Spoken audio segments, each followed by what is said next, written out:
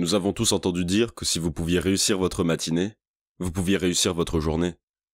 L'une des voies pour y parvenir est de créer des rituels et des routines régulières. Ainsi, vous n'avez pas à réfléchir à ce que vous devez faire. Et si vous pouviez établir des routines et des habitudes, surtout en début de journée, vous pourriez bénéficier de cette dynamique scientifique et créer un élan positif au lieu d'être réactif, comme le font beaucoup de gens. Ils décrochent leur téléphone, et la première chose qu'ils font, c'est de réagir et de se distraire, au lieu de passer du temps de manière proactive à prendre soin d'eux-mêmes et à s'aimer, et à avoir une vision et une orientation pour leur journée. Alors entrons dans le vif du sujet. Maintenant que je me lance à nouveau dans cette aventure, c'est ma journée idéale. Parfois, je ne peux pas faire tout cela, mais je pourrai en faire autant que je le peux. La première chose que je fais au réveil, c'est de me souvenir de mes rêves. Quand je rêve, c'est que je suis en train de développer, d'intégrer et de travailler à des solutions, de faire en sorte que mon subconscient se concentre sur les choses sur lesquelles je me concentre pendant la journée. Mais la plupart des gens oublient leurs rêves. Après ça, je sors du lit et je fais mon lit. C'est une chose évidente que la plupart d'entre vous font. Mais si vous ne le faites pas, prenez 2 minutes pour faire votre lit, car c'est une habitude de réussite. Si nous parlons de dynamique positive, de dynamique scientifique, de faire des choses, de les cocher, de les faire avec excellence, alors faites votre lit. Cela vaut la peine de prendre 1 ou 2 minutes. Parce que, encore une fois, la façon dont vous faites les choses et le fait de cocher quelque chose comme faire son lit est très puissant parce que cela vous apprend à être capable de faire quelque chose vraiment bien et avec excellence comme ils le font dans l'armée. Et l'autre avantage, c'est que lorsque vous revenez à la fin de la journée, vous revenez au succès, vous revenez à votre lit déjà fait. Après cela, ce que je ferai, c'est que j'irai dans la cuisine et je prendrai un grand verre d'eau, parce que nous utilisons beaucoup d'eau et que la plupart d'entre nous sommes très déshydratés la nuit. J'y prendrai mes suppléments. Je prends mes probiotiques, ce qui est le plus important, parce que votre intestin est comme votre deuxième cerveau. On dit que le cerveau rapide est celui qui est dans votre tête, mais vous avez aussi une quantité incroyable de cellules nerveuses dans votre intestin. Je veux donc m'assurer qu'ils soient nourris et en bonne santé, alors je prends mes probiotiques. Ensuite, je fais ma respiration. Je pense aux choses sur lesquelles je me concentre. Ici, je pense à l'excellence, je pense à l'hydratation, je pense à l'oxygène. Quelle que soit votre technique de respiration, je me concentre sur la respiration. Donc, qu'il s'agisse de la respiration en boîte ou de la respiration alpha, qu'il s'agisse de la méthode de Wim Hof, je fais une technique de respiration parce que je veux oxygéner complètement mon corps et mon cerveau, qui fait évidemment partie de mon corps aussi. Et peut-être que nous pourrions faire un autre épisode consacré à cela, tiens. Je fais ma méditation le matin et aussi plus tard dans l'après-midi ou le soir, parfois avant d'aller me coucher. Mais je fais toujours une méditation tôt le matin. Je la fais pendant environ 20 minutes. La pleine conscience est très importante. Je veux donc avoir l'esprit clair en entrant dans la journée, et la méditation me met donc dans cet esprit. 15-20 minutes.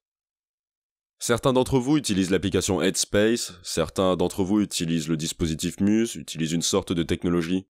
Je médite. À partir de là, je fais 1 ou 2 mouvements pendant 1 minute ou 2, et cela peut être différent.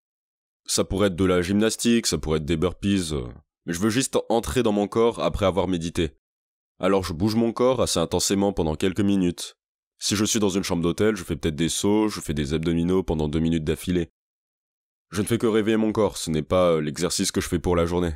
C'est juste pour que mon cœur batte et que mon corps bouge un peu. De là, je prends une douche, et c'est une douche froide. Et je crois vraiment à la thérapie par le froid, ça marche pour moi en tout cas. Elle m'aide à remettre mon système nerveux en état. Les bains de glace sont très puissants car ils aident. Par exemple, si vous frappez le genou, vous mettez de la glace dessus pour réduire le gonflement et l'inflammation.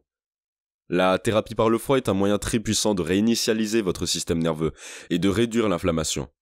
Je prends donc une douche froide. Quand j'en sors, je reprends ma routine habituelle de rasage et de brossage de dents, toutes ces bonnes choses.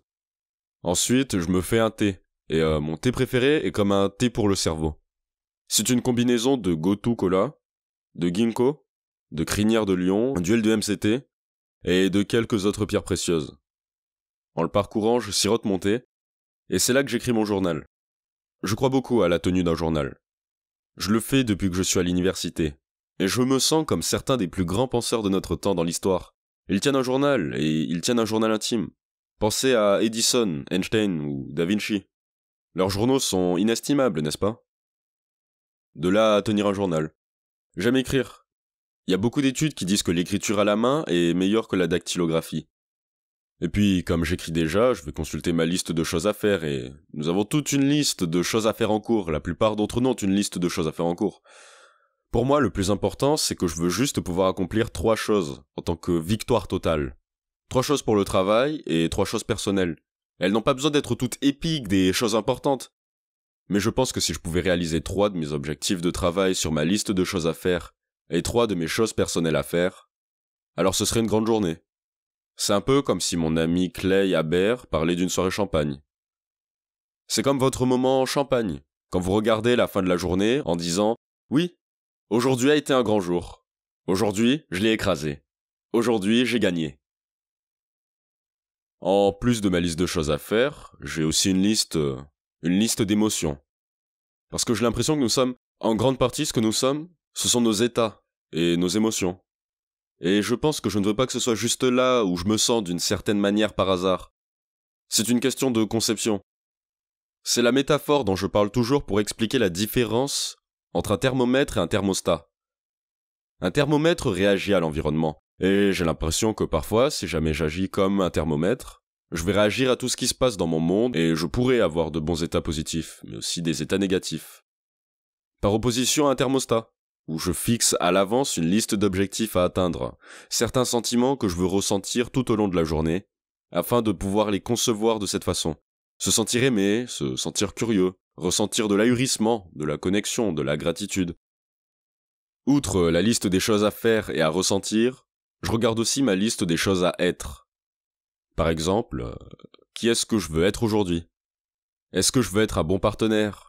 Est-ce que je veux être un bon ami et un bon leader, un bon professeur, un bon entraîneur? Je me sens dans ce que je veux être ce jour-là. Parce que non seulement, nous ne sommes pas. C'est une sorte de cliché, mais il y a une vérité à cela. Nous ne sommes pas des agissants, nous sommes des êtres humains. Alors, qui est-ce que je veux être aujourd'hui? À partir de là, si j'ai le temps, je me consacrerai aux choses les plus importantes, c'est-à-dire à la lecture. Je lis pendant environ 20-30 minutes.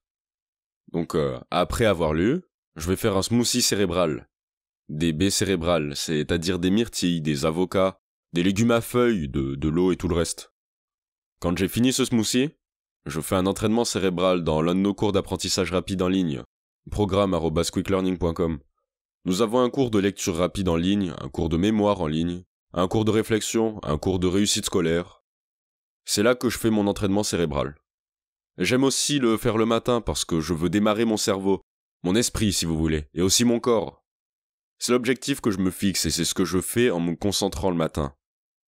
Donc après avoir fait certains entraînements cérébraux, qui font tous partie de nos programmes, je commence vraiment ma journée.